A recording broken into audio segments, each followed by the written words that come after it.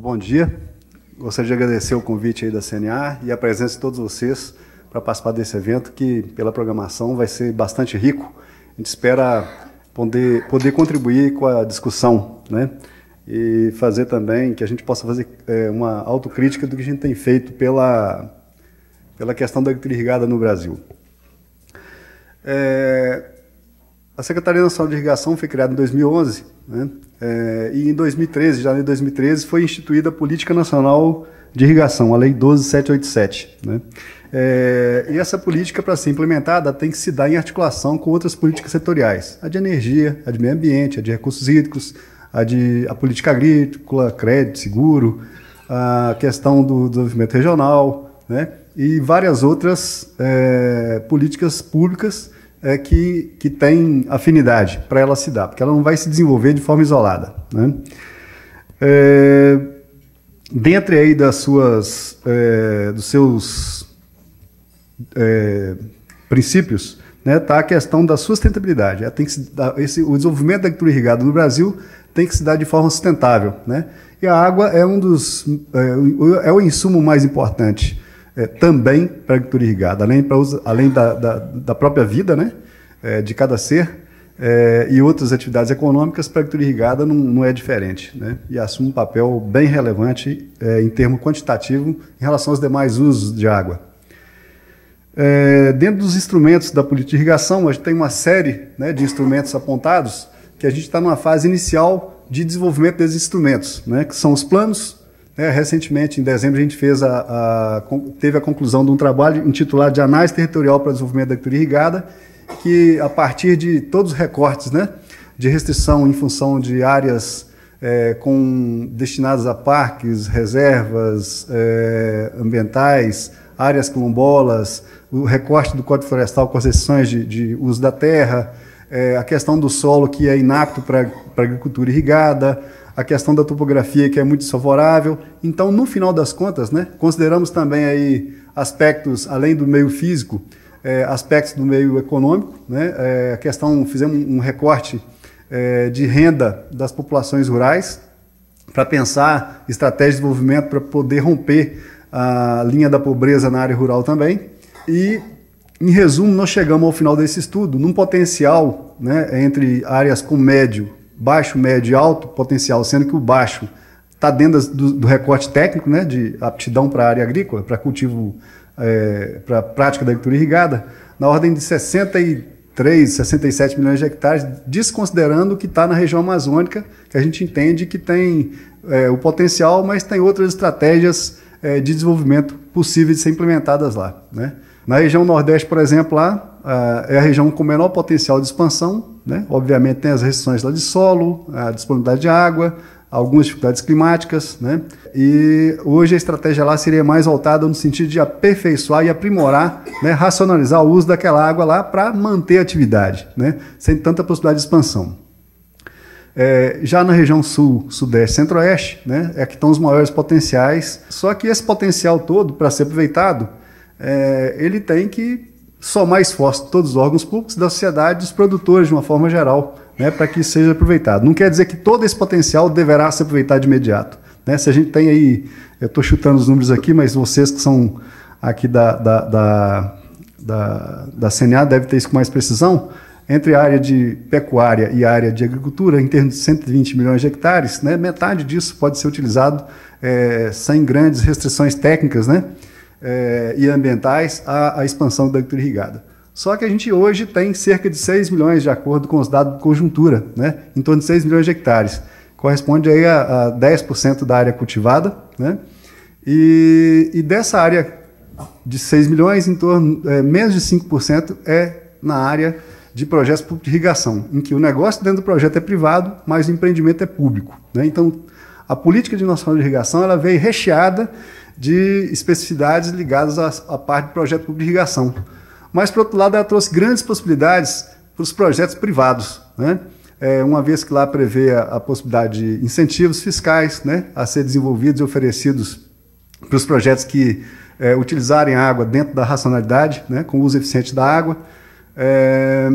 Prevê possibilidade de investimento público em projetos privados, desde que os produtores estejam organizados, né, de forma cooperativa, não necessariamente em cooperativas, mas associações de irrigantes.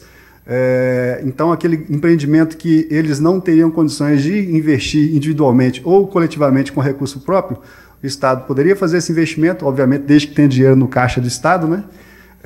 Para fazer esse investimento e promover o desenvolvimento da agricultura irrigada sem usar aquele modelo de projeto público de irrigação, né? Ou seja, estimula a iniciativa privada, né? E depois retorna ao passar do tempo o recurso investido pelo Estado, procurando aproveitar o máximo possível o arranjo fundiário. Tem exemplos tanto em áreas pequenas como em áreas mais empresariais, como lá na região sul, no Rio Grande do Sul, né? Tem alguns projetos lá nessa linha já abarcada pela nova política de irrigação.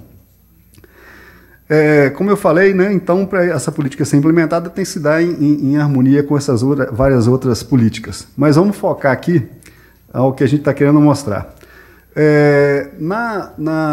Eu tinha um grande incômodo, né, todo evento que eu participar do tipo desse aqui, o evento mais acadêmico, o evento mais político, ou às vezes reunião de produtores, né, ou então questões voltadas para ambiental, independente de quem fosse o público, né, quando se estava falando de uso de recurso hídrico, a irrigação sempre é taxada, sempre é taxada como vilão entre os usuários de água, né, dado o grande volume de água que ela utiliza no processo produtivo. Ontem, por exemplo, eu fiquei ouvindo 2 horas uma apresentação de uma pesquisadora da Universidade Federal do Ceará, falou 2 horas de impactos negativos da irrigação e como se fosse a maior tragédia do mundo, aquilo que proporcionou um pouco de desenvolvimento ao estado do Ceará, né? É lógico que lá tem contaminação de água por defensivo, tem traço de fertilizante na água, aí você tem lixo jogado nos canais de irrigação, você tem gente que usa a força para conseguir a posse da terra e o acesso à água, né? E tem as pessoas mais desvalidas que não têm aquela representação, né,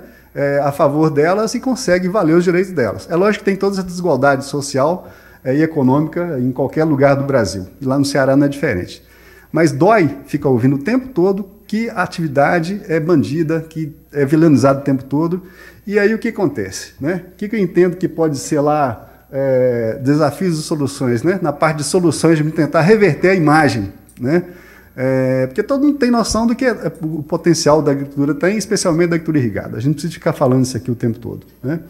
Mas é procurar comunicar melhor isso daí, né? O pesquisador, na sua sala de aula, quando o professor de irrigação, quando ele fala com o pivô central, numa volta dele, aplicando X milímetros, ele consegue, aquela água daria para abastecer uma população de 20 mil habitantes, né, com água, aí o que você vai esperar do resto? Você só vai ter pedrada o tempo todo, né? Se o próprio professor com formação na área, possivelmente com origem na área rural, se vale, assim como a mídia de uma forma geral se vale, daqueles bombásticos, né, que gosta de aparecer na mídia aquela coisa que chama atenção. Então você pega só o ruim e mostra, chama muito mais atenção do que a coisa boa.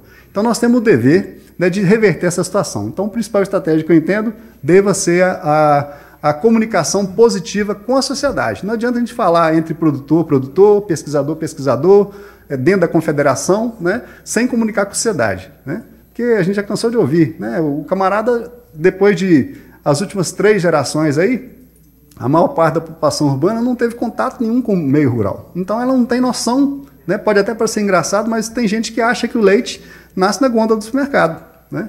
Tem gente que não tem noção disso, né? E assim vai, né? Os produtos de uma forma geral, né? Só entende que o tomate está custando R$10 o quilo, né? Porque é inflação, que é crise de governo, que é petrolão no meio da história, mas esquece das dificuldades, né, que tem lá para desenvolver atividade e gerar aquele produto no campo. Mas vamos lá. Então, para tentar reverter isso, a primeira iniciativa nossa foi desenvolver esse gráfico, né, que a gente procurou representar a agricultura irrigada no contexto do ciclo hidrológico, né? Então, a gente procurou representar aqui em setas vermelhas, né, o fluxo da água no estado do vapor, né, a partir da evaporação das áreas irrigadas, né, a partir a sequência todo mundo conhece, mas a gente só encontrava ilustrações que eram só com gráficos, né, que não comunicava bem com a sociedade, né, e a gente procura então desenvolver essa figura mais específica.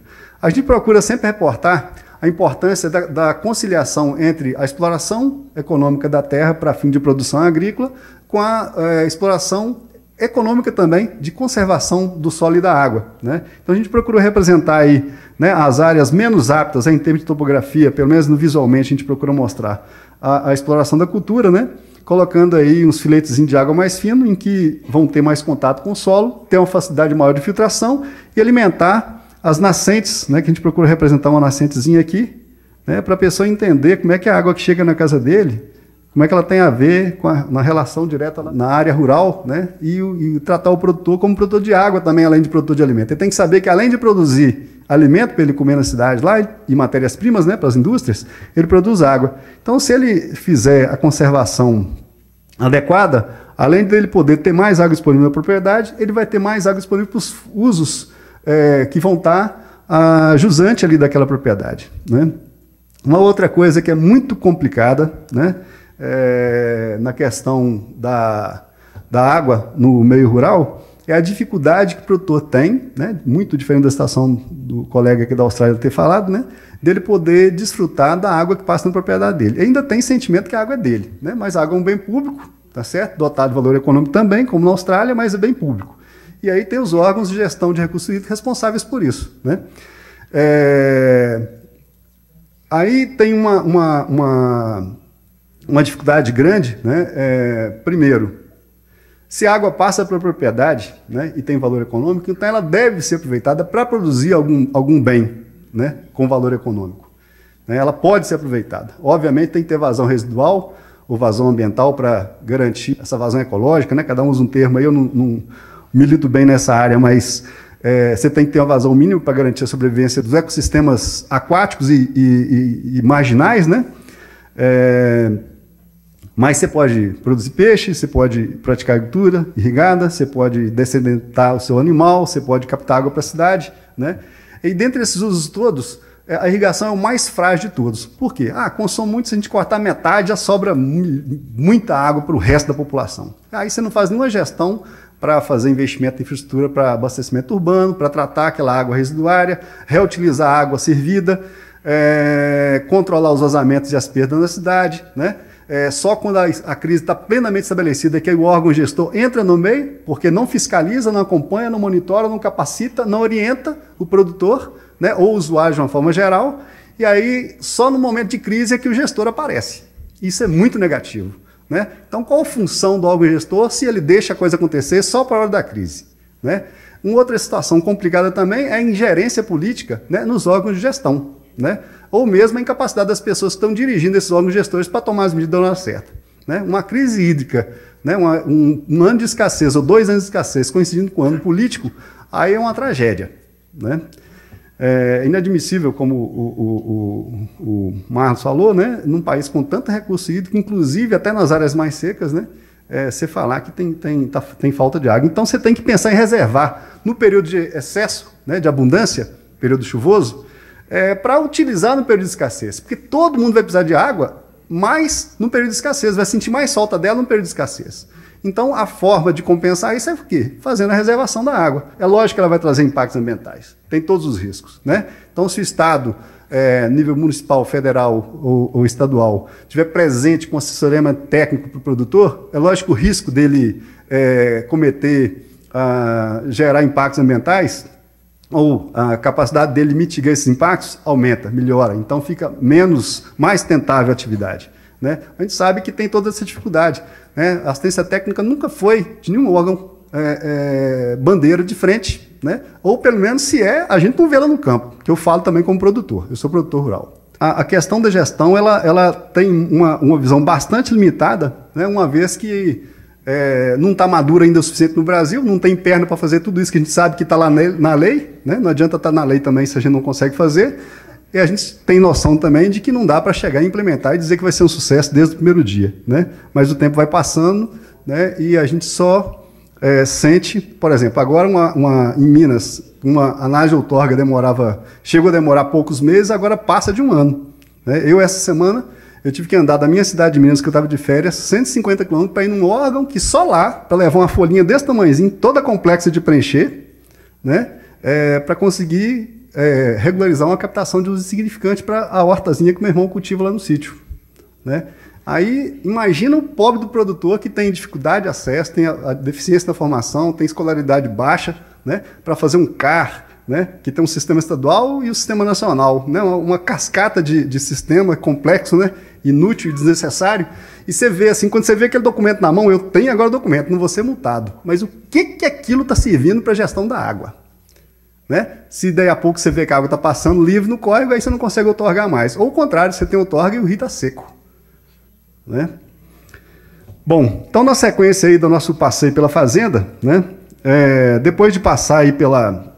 ainda aqui na questão dos impactos ambientais positivos que a irrigação pode proporcionar, no caso da reservação, é lógico que você tem impacto negativo, que você altera o ecossistema, mas você cria uma nova possibilidade de outro ecossistema. Então você passa a ter aves aquáticas, né, que anteriormente você não tinha com tanta frequência, né, você tem uma fauna que vai estar mais presente no campo, porque a água possibilita mais condição de vida para ela, né? À medida que você vai descendo, aí você tem aí, a gente procurou representar uma águiazinha, né? Tá meio deformada aí pelo desenho, mas é possível você ter lá uma cadeia alimentar completa. Você tem o predador, né, no topo da cadeia, porque o resto é completo, né? Você tem água, tem cobertura vegetal, você tem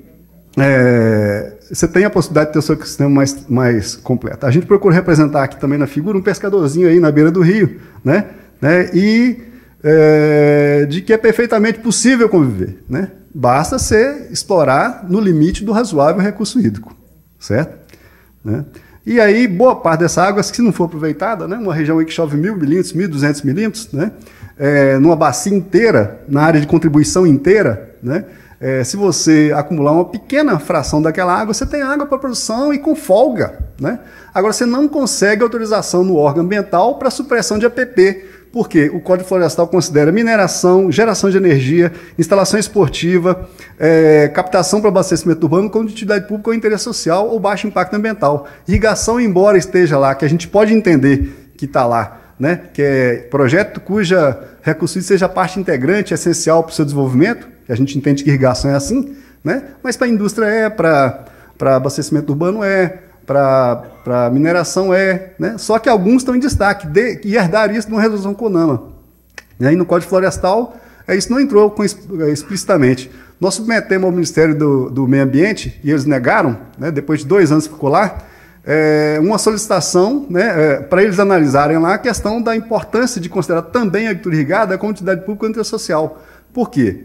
Porque essas outras atividades, todas têm que seguir todo o processo de licenciamento ambiental. Só que, pelo menos, é permitido fazer supressão de APP. Na irrigação, quando você vai consultar nos estados, quem está fazendo ainda meio na pressão. Algum estado ou outro, como o Rio Grande do Sul, entendeu essa relevância da produção agrícola, e em especial da agricultura irrigada, para a arrecadação dos impostos, né, e economia e geração de emprego no estado, entendeu que tinha que flexibilizar ou entender de uma forma diferente aquilo que já está escrito na lei. Né? O que acontece? O analista ambiental, quando não tem nenhum subsídio que dê segurança jurídica para ele autorizar essa supressão de APP para fazer a construção da barragem e área de inundação, né, e acesso das infraestruturas, né, para captação, né, chegar energia lá na beira do córrego ou do rio, ele não vai dar, porque já teve gente que foi presa, já teve os bens arrestados porque concedeu uma coisa que aparentemente estava previsto na lei, mas o Ministério Público veio em cima. Né? Então a gente entende que é fundamental, né, que seja considerado utilidade pública, né? A gente remeteu novamente agora ao Ministério do Meio Ambiente para que ele reveja seu posicionamento, né? E que concorde com isso. Porque, por exemplo, em São Paulo, no interior de São Paulo, lá, nesse período passado agora, boa parte das comunidades rurais e pequenas cidades só tiveram água porque foi vetada a captação para irrigação para ter água para a dessedentação das pessoas, com investimento privado de cada produtor ali dentro. Né? No Nordeste lá tem projeto de irrigação que tem anos que não irriga porque a água é usada nas cidades. Né? Isso já pensando em investimento público. Né? Mas nós estamos tratando aqui da fração que corresponde a 95% da área irrigada no Brasil, que são os projetos privados. Né? E esse potencial de expansão, dada a falta de recurso que o Estado tem para investir em novos projetos, né, naquelas áreas em que a economia do local não consegue romper aquela linha da pobreza, irrigação é um carro, né, para puxar aí a locomotiva de desenvolvimento local, Não tem dinheiro, não vai ter, né? Se por acaso não fizer investimento agora lá, não é porque ninguém quer, não, é porque não tem dinheiro, né? Mas o que vai puxar isso aí, né? Quem está capitalizado ou tem acesso ao crédito, né? Pode fazer esse papel que o Estado não dá conta de fazer, né? Então, fora isso, tem outros elementos aí bastante interessantes que a gente colocou na figura, né? Que o tempo é pouco, mas acho que o principal aspecto que a gente queria falar é esse, né? Da dificuldade do próprio Estado enxergar a importância da agricultura irrigada, né, e da captação da água para a produção, né, e a falta de esforços, né, conjuntos. Né. A gente está tentando superar isso, para finalizar agora, um acordo de cooperação técnica que envolve a Agência Nacional de Águas, o Ministério da Agricultura, o Ministério do Meio Ambiente, né, e mais o Ministério da Integração, em 6 temas. Um deles trata dos procedimentos de outorga, né. Aí, quando a gente senta lá para reunir, né, aproveitando que tem até diretor da agência aqui agora na plateia, o que a gente ouve falar lá? Toda a cabeça do gestor ou do servidor público que está lá só pensa na simplificação do lado do órgão público, não pensa na simplificação do procedimento do lado do usuário, né? Aí estimula a clandestinidade, estimula o uso, aí ele não tem como fiscalizar, aí quando tem denúncia, só que o cara está lá lascado. Ou então quando tem uma crise muito grande. Então é isso aí. Obrigado.